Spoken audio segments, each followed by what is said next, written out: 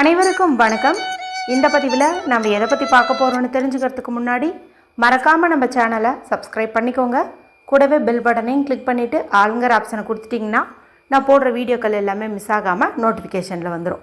இந்த பதிவு ரொம்ப ரொம்ப முக்கியமான பதிவு அப்படின்னே சொல்லலாங்க. எதை பற்றிய பதிவு அப்படின்னு பார்த்திங்கன்னா, இன்றைக்கி நிறைய பேர்த்துக்கு இருக்கக்கூடிய ஒரு பெரிய பிரச்சனை அப்படின்னு பார்க்கும்போது அது கடன் பிரச்சனையாக தான் இருக்கும். ஏதாவது ஒரு தேவைக்காக கடனை வாங்கிட்டு அதுக்குண்டான வட்டி கட்டுறதுக்கு கூட இப்போ எங்களுக்கு பணம் சேர மாட்டேங்குது, தீராத துன்பத்தில் மாட்டிக்கிட்டோம், நாளுக்கு நாள் இந்த கடன் பிரச்சனை அதிகமாகிட்டே போகிறதுனால நிம்மதியாக சாப்பிட முடியல, தூங்க முடியல, 4 இடத்துக்கு வெளியில் போயிட்டு வர முடியலன்னு வருத்தப்படுறவங்க நிறைய பேர் இருக்காங்க. இப்போ நம்மளுடைய சேனல்லையே வீடியோ பார்த்துட்டு கமெண்ட் பண்ணுறவங்களில் 10 பேர்த்தில் 8 பேர் பார்த்திங்கன்னா கடன் பிரச்சனையினால் கஷ்டப்படுறோம், கடன் தீர வழி சொல்லுங்கள், கடன் தீர பரிகாரம் சொல்லுங்கள் அப்படின்ட்டு தான் அதிகப்படியாக கேட்டுகிட்டே இருக்கிறாங்க.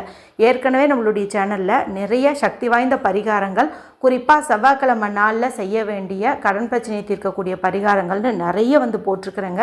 அது நிறைய பேர்த்துக்கு நல்ல ரிசல்ட்டையும் கொடுத்துருக்குது. அதில் ஏதாவது ஒன்று நீங்கள் செலக்ட் பண்ணி செஞ்சு பார்க்கலாம்.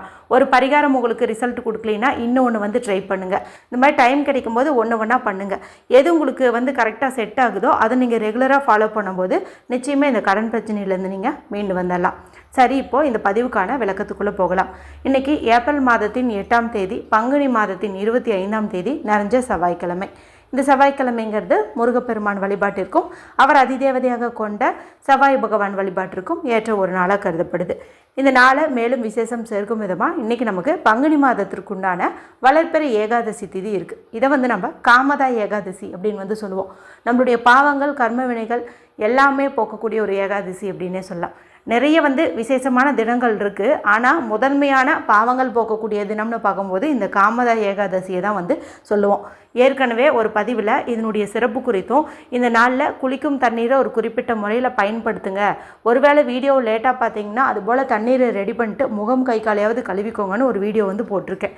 அடுத்து இன்று 11 முறை மட்டுமே சொல்லக்கூடிய ஒரு அற்புதமான செல்வ வளத்தை அள்ளித்தரக்கூடிய மந்திரம் குறித்தும் இன்னொரு தனிப்பதிவு கொடுத்துருந்தேன். அடுத்ததாக கல்லுப்பையும் பூண்டு பற்களை வச்சு ஒரு அற்புதமான பவர்ஃபுல்லான பரிகாரம் சொல்லியிருக்கிறேன். இதுவும் பார்த்திங்கன்னா உங்களுடைய கடன் பிரச்சனையை 7 நாட்களுக்குள்ளேயே சரி பண்ணிடும் அப்படின்னு சொல்லலாம். 7 நாட்களில் ஏதாவது ஒரு அற்புதம் நிகழ்ந்து அந்த பணம் உங்களுக்கு கிடச்சி கடன் அடைச்சிட்டு நிம்மதியாக வாழ்வீங்கன்னே சொல்லலாம். இப்போ நான் மேலே சொன்ன அந்த 3 வீடியோக்களையும் நீங்கள் பார்க்காம இருந்தீங்க அப்படிங்கும்போது இந்த வீடியோ முடியும் போது வரக்கூடிய எண்டு ஸ்க்ரீனில் அதனுடைய லிங்கை நான் கொடுக்குறேன், மறக்காமல் செக் பண்ணி பாருங்கள். சரி, இப்போ இந்த பதிவுக்கான பரிகாரம் என்ன அப்படின்னு பார்த்துடலாம். இப்போ நான் சொல்ல போகிறதும் டெப்ட் ஃப்ரீக்காக தான், அதாவது கடன் பிரச்சனையிலேருந்து மீண்டு வருவதற்காக தான். இதை ஆண்கள் பெண்கள் யாரெல்லாம் கடன் பிரச்சனையில் சிக்கி தவிக்கிறீங்களோ எல்லாருமே தாராளமாக செய்யலாம். மேலும் பெண்கள் இதை பீரியட்ஸ் டைமில் செய்யலாமான்னு கேட்டால் தாராளமாக செய்யலாம். பிறப்பிற பற்றிட்டு இருந்தாலும் தாராளமாக செய்யலாம். வீட்டில் அசைவம் செஞ்சுருந்தீங்க சாப்பிட்ருந்தீங்க அப்படின்னாலுமே தாராளமாக செய்யலாம். சரி, இதுக்கு தேவையான பொருட்கள் என்ன, எந்த நேரத்தில் செய்யணும் அப்படின்னு பார்த்துடலாம். இதை நீங்கள் செவ்வாய் ஓரை நேரமான மதியம் 1 to 2, இரவு 8 to 9 இந்த நேரத்தில் செய்கிறது விசேஷமான பலனை கொடுக்கும். குறிப்பாக சொல்லணுன்னா இன்று இரவு 8 to 9 ரொம்ப பெஸ்ட்டான டைம்னே சொல்லலாம். ஏன்னா அப்போ பார்த்திங்கன்னா நமக்கு செவ்வாய் ஓரை இருக்குது. செவ்வாய்க்கிழமை நாளில் செவ்வாய் ஓரையில் இதை செய்கிறது இன்னும் விசேஷமான பலனை கொடுக்கும். மேக்ஸிமம் அந்த டைமுக்குள்ளே நீங்கள் செய்யறதுக்கு முயற்சி பண்ணுங்கள். இந்த பதிவில் உங்களுக்கு நான் பணம் வருவதற்கான ஒரு பரிகாரம் குறித்தும் சொல்கிறேன், கடன் அடைப்பதற்கான பரிகாரத்தையும் சொல்கிறேன். பணம் வந்துச்சுனாவே கடன் பிரச்சனையிலேருந்து நம்ம ஈஸியாக மீண்டு வந்துடலாம் இல்லையா? அதனால் கவனமாக நோட் பண்ணி வச்சுட்டு அப்படியே செய்யுங்க. இப்போ நான் சொன்ன டைமை தவிர வேறு ஏதாவது டைமில் செய்யக்கூடாதான்னு கேட்டிங்கன்னா செய்யலாம், அதில் எந்த தவறும் கிடையாது. மதியம் 3 மணிலேருந்து 4:30 வரைக்கும் நமக்கு பார்த்திங்கன்னா ராகு காலம் இருக்குது. அந்த நேரத்தை மட்டும் நீங்கள் ஸ்கிப் பண்ணிட்டீங்கன்னா போதும், மற்றபடி எந்த நேரத்தில் வேணாலும் செய்யலாம். சரி, இதுக்கு தேவையான பொருட்கள் என்னென்னு பார்த்திங்கன்னா ஒரு ஒயிட் ஷீட் எடுத்துக்கோங்க. எந்த கோடு இல்லாத பியூரான ஒயிட் ஷீட்டாக இருக்கணும். அடுத்தது எழுதுவதற்கு ரெட் கலர் லிங்க் வரக்கூடிய பேனா, ஸ்கெட்ச் பென்சில், மார்க்கர் பயன்படுத்திக்கோங்க. அடுத்து நமக்கு தேவையானது அப்படின்னு பார்த்திங்கன்னா 9ங்கிற எண்ணிக்கையில் மிளகு எடுத்துக்கோங்க. எப்போவுமே நம்மளுடைய சேனலில் செவ்வாய்க்கிழமை நாள்னா கண்டிப்பாக மிளகு வச்சு பரிகாரம் சொல்லிவிடுவேன். ஏன்னா கடன் பிரச்சனையை தீர்ப்பதற்கு இந்த மிளகு அப்படிங்கிறது ரொம்ப ரொம்ப முக்கியமானதாக பார்க்கப்படுது. மேலும் செவ்வாய்க்கிழமை நாளில் கடன் பிரச்சனை தீர்றதுக்கு இந்த மிளகு நம்ம பயன்படுத்துகிறோம்னா அதுவே நமக்கு பாதி பிரச்சனையை சரி பண்ணிடும். அதனால் 9 அப்படிங்கிற எண்ணிக்கையில் எடுத்துக்கோங்க. 9 எண்ணுக்கு உடையவர்னு பார்த்திங்கன்னா செவ்வாய் பகவான், அதனால தான் இந்த எண்ணிக்கையில் எடுத்துக்கிறோம். மேலும் இன்றைக்கி நமக்கு 9 அப்படிங்கிற சேர்க்கையும் இருக்குது. இன்றைக்கி செவ்வாய்க்கிழமையாக இருக்கிறதுனால அவருக்குரிய எண் 9. இந்த வருடமானது 2025. இதனுடைய கூட்டுத்தொகை நமக்கு 9. அதனால தான் இந்த எண்ணிக்கையில் நம்ம எடுத்துக்கிறோம். இப்போ நான் சொன்ன இந்த பொருட்கள் எடுத்துகிட்டு வீட்டில் அமைதியான இடத்துல உட்காந்துக்கோங்க. யாருக்கிட்டையும் பேசாதீங்க, டிவி பார்க்காதீங்க, மொபைல் பார்க்காதீங்க. மனசை நல்லா ரிலாக்ஸ் பண்ணிக்கோங்க. கிழக்கு பக்கம் பார்த்த மாதிரி உட்காந்துக்கோங்க, ஈஸ்ட் ஃபேஸிங் பார்த்த மாதிரி. இப்போ இந்த பேப்பரில் ஒரு எனர்ஜி சர்க்கிள் வந்து போடுங்க. அதாவது கேப் இல்லாத மாதிரி ஒரு வட்டம் வந்து போட்டுக்கோங்க. இந்த வட்டத்தில் இப்போ நான் ஸ்க்ரீனில் காட்டுறேன் பாருங்கள். இது வந்து பவர்ஃபுல்லான ஸ்விட்ச் வேர்டுங்க. கடன் தீர்ப்பதற்காகவே இந்த ஸ்விட்ச் வேர்டு வந்து பயன்படுத்தப்படுது. இதை வந்துட்டு நீங்கள் எழுதிக்கோங்க. நான் எப்படி கொடுத்துருக்கனோ அதே மாதிரி வந்துட்டு நீங்கள் எழுதுங்க. இப்போ நான் சொல்லி காட்டுறேன், ஸ்க்ரீன்லேயும் வந்துட்டு கொடுக்குறேன். கிறிஸ்டல் ஒரு சின்ன கோடு போட்டுக்கோங்க. லெமன் ட்ராப் ஒரு சின்ன கோடு போட்டுக்கோங்க. ரிலீஸ் ஒரு சின்ன கோடு. ஃப்ரீடம் ஒரு சின்ன கோடு. ஸ்கை ஒரு சின்ன கோடு. விங்ஸ். இதில் பார்த்திங்கன்னா crystal, lemon drop, release, freedom, sky, wings. இதில் crystal, release, freedom, sky, wings இது எல்லாமே பார்த்திங்கன்னா கேபிட்டல் லெட்டர். எல்லாமே கேபிட்டல் லெட்டர். சின்ன சின்னதாக அந்த கோடு இருக்குல்லையே அதை வந்து ஹைஃபன் சொல்லுவோம். இதே வந்து நீங்கள் போட்டுக்கணும். இந்த லெமன் ட்ராப் அப்படிங்கிறதுல எல் மட்டும் கேபிட்டல், டியும் கேபிட்டல். ஓகேவா? மற்றது எல்லாமே பார்த்திங்கன்னா ஸ்மால் தான். இது எப்படி இருக்குதோ அப்படியே வந்துட்டு நீங்கள் எழுதிக்கோங்க.